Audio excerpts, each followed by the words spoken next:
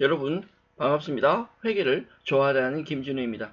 저희는 제품별 원가 계산에서 종합원가 계산에 대해서 학습을 이어나가고 있고요.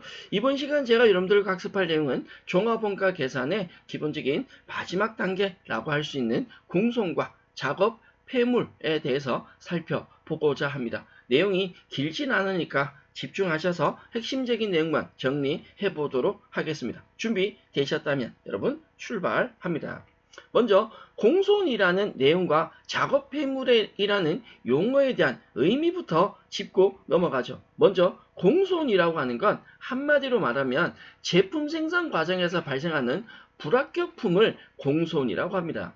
제품을 제조하는 과정에서 작업 종사자의 부주의나 재료, 설비, 기계 등의 결함으로 인해서 100% 완벽한 상태가 아니다. 규격이나 품질이 표준에 미달하는 것 우리는 공손품, 불합격품을 공손품이라고 이야기를 합니다. 문제는 이 공손품을요. 정상공손과 비정상공손으로 나누어서 관리를 합니다. 제품을 제조하는 과정에서 부득이하게 발생한 불가피한 공손을 우리는 정상공손이다 라고 이야기를 하고요. 제품 제조와는 다소 무관하게 단순한 작업자의 부주의나 생산 계획에 대한 미비를 통해서 발생하는 걸 비정상공손이라고 한다라는 거죠. 자, 예를 들어서 제품을 지금보다 훨씬 더 좋은 상태, 예를 들어 제품에 색깔이 있을 때 지금보다 훨씬 더 좋은 색깔을 만들기 위해서 색을 배합하는 과정에서 불가피하게 발생한 못 쓰는 제품이 있다. 실제 판매되지 못할 제품이 있다라면 그걸 우리는 정상 공손이다 라고 이야기를 한다라는 거고, 작업자가 실수하거나 아니면 특정 색깔의 원료가 부족해 우리가 원하는 색깔을 얻지 못했다라는 거죠. 이건 생산 계획이 미비했다라는 거죠. 원료가 부족하니까 이런 경우에 발생한 공손을 우리는 비정상 공손이다 라고 본다라는 거죠.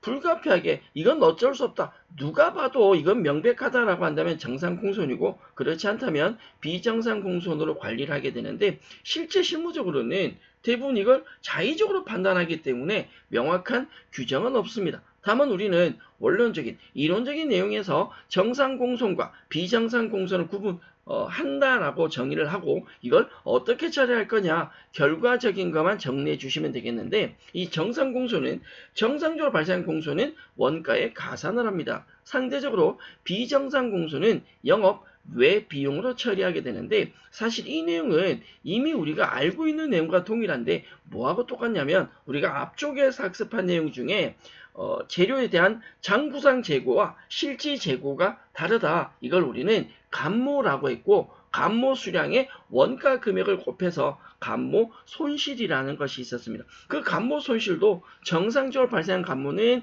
원가에 가산, 비정상 감모는 영업 외 비용으로 처리한다라는 거죠. 우리는 공손품이 일반적인 생산 과정에서 발생하는 합격품이 아닌 불합격품이다. 저처럼 조금 부족한 상태이다. 저는 불합격품. 네, 저는 비정상 같아요. 네. 제 부주의로 제가 이렇게 망가져 있습니다. 네, 어쨌건 기본적으로 불합격품이 발생했을 때 이걸 정상과 비정상으로 나누어서 원가에 가산하거나 영업 외비용을 하거나 그 정도만 구분해 주시면 되겠습니다.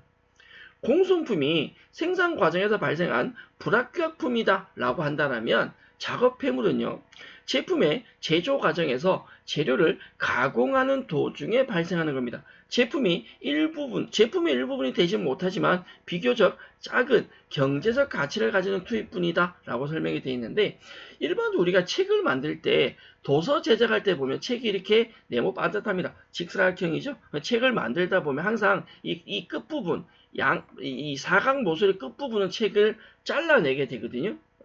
정확하게 재단이라는 걸 합니다. 하게 되면 이 책 항상 끝부분이 조금씩 남게 된다. 내는 일부분이 남게 된다. 이게 제품의 일부는 아니죠. 이걸 우리는 작업 폐물이라고 하고요. 이 작업 폐물을 결론적으로는 판매를 할 수 있습니다. 우리가 가구를 만들 때, 가구를 만들 때 나무를 이렇게 잘라내다 보면 톱밥이라는 게 생길 거고, 그 톱밥은 제품은 아니지만 톱밥은 판매 가치를 가집니다. 판매해서 다시 사용할 수 있다라는 거죠. 큰 금액은 아니지만 비교적 작은 경제적 가치를 가진다, 판매된다라고 한다면 그 작업 폐물을 판매를 해서 발생하는 금액, 처분 금액이 발생할 거고요. 그 처분 금액은 제조 간접비의 감소로 처리가 됩니다. 제조 간접비는 차변에 발생하겠지만 작업 폐물을 판매하게 되면 제조 간접비가 감소하면서 자산의 금액이 올라가겠죠. 차변에 현금을 받았다면 현금, 대변에는 제조 간접비로 처리가 된다라고 생각하면 됩니다. 우리는 공소품에 대한 기본적인 의미와 작업 폐물의 기본적인 의미를 간단하게 다루어 보셨는데, 살펴본 공소품이 이런 거다, 작업 폐물이 이런 거다 라는 건, 공소는 정상 공소, 비정상 공소만 구분하면 될 것이고, 작업 폐물은 그 작업 폐물을 팔았을 때 발생한 금액, 처분 금액을 어떻게 처리하는지만 정리해 주시면 되겠습니다. 이번 시간에 가장 중요한 내용은 바로 이 공손 수량 계산입니다. 자, 아래 자료 이용해서 단계에 발생한 공손 수량을 묻는 문제가 있는데, 정상 공손이 아니라 비정상 공손 수량을 물었습니다.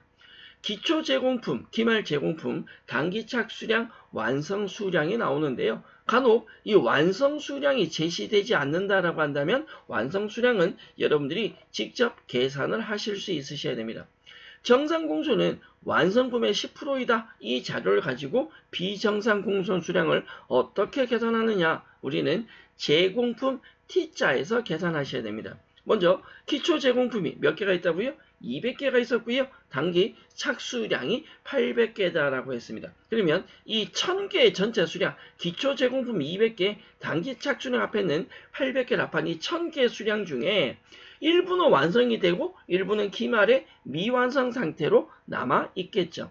완성 수량이 몇 개라고요? 800개라고요. 완성 수량이 나오지 않는다 라고 한다면 기말 제공품을 반영해서 완성 수량을 계산하셔야 됩니다. 자, 한번 볼래요? 기초 제공품 200개인데 단기 착수량이 800개입니다.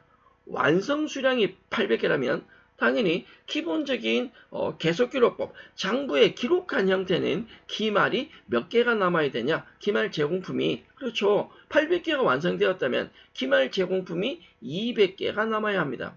그런데요, 기말 제공품이 문제 보면 자료에 몇 개밖에 없더라. 50개밖에 없더라. 장부상엔 200개가 남아야 되는데 실제 수량이 50개밖에 없더라. 수량이 차이가 난다. 이걸 우리는 공손수량이라고 이야기를 한다는 거죠. 전체 1000개 작업에서 기말에 50개가 남았는데 실제로 완성품을 인정받는 건 800개밖에 없더라. 150개가 어디 갔느냐.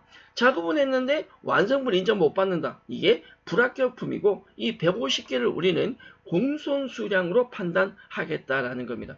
공손수량이 150개가 나왔다. 여기까지는 계산되시겠습니까? 이 공손수량 150개 중에는 정상 공손도 있고 뭐도 있다고요? 비정상 공손도 있다라고요.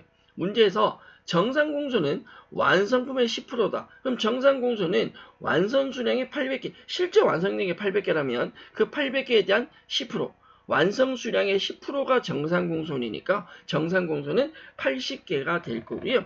문제에서 비정상 공손이 몇 개냐라고 물었는데 전체 공손 수량 150개 중에 정상 공손이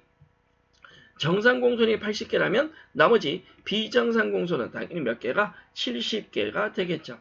대부분 공손 수량을 계산하는 예제 문제에서는 정상 공손을 묻는 것이 아니라 비정상 공손을 대부분 물어본다라고 생각하셔야 되고요. 이게 공손이 정상이냐 비정상이냐를 명확하게 판단하기가 정확하지 않다, 확실하지 않다라면 일반적으로는 완성 수량에 대한 일정 비율을 정상 공손으로 인식을 하고 나머지는 비정상 공손으로 인식을 하게 됩니다. 지금 우리는 정상 공손은 완성품이 몇 프로이다? 10%이다 라고 출발했고요.